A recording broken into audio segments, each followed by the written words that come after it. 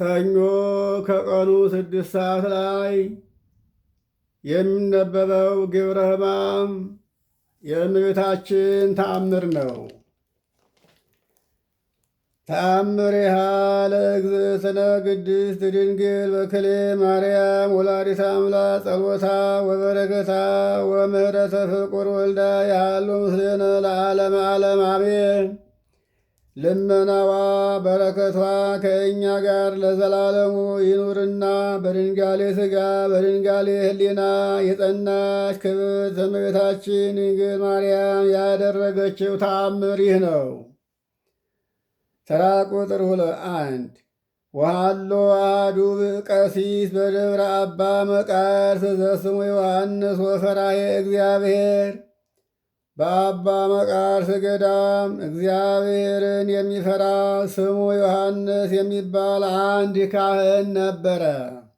ተራ ቁጥር 2 ወዘልፈ ታስተርእዮ እግዝእትነ ቅድስት ድንግል ማርያም ወላዲተ አምላክ ወትናገሮ ገሃደ እስመ ኮነ ያፈቅራ ፈድፋደ ወይትቀነይ ላቲ በኩሉ ኃይሉ።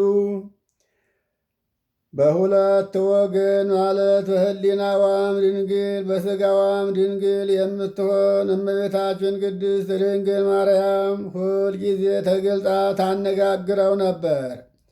እርሱም እጅግ ይወዳት ያከብራት ነበርና በፍጹም ችሎታው ያገለግላት ነበር። ተራ ቁጥር 3 ወአሐተ ዕለተን ዛሎ ውስጣ በአቱ ምስለ ረድኡ ወካልእኒ መነኮስ ምስሌሆሙ።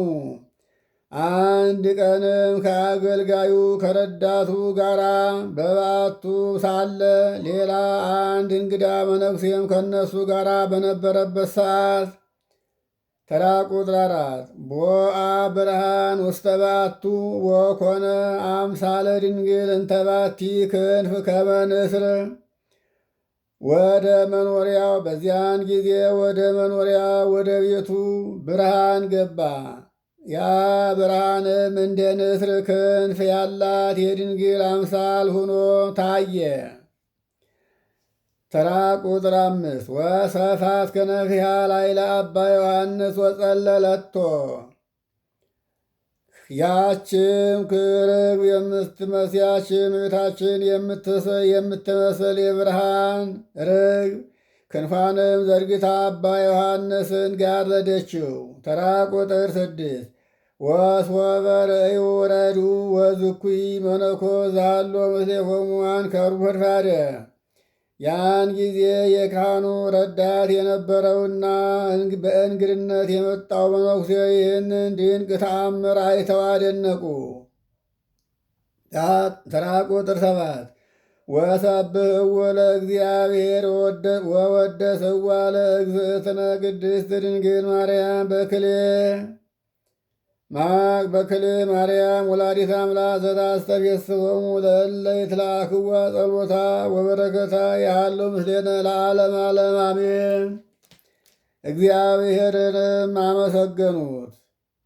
የሚያገለግሏትን ደስ የምታሰኛቸውን አምላክን የወለደች በሁለት ወገን ድንግል የሆነች ክብርት እመቤታችንን ማርያምንም አከበሯት፣ አመሰግኗትም። ልመናዋ በረከቷ ለእኛም ለዘላለም በእውነት ይደርብን፣ አሜን።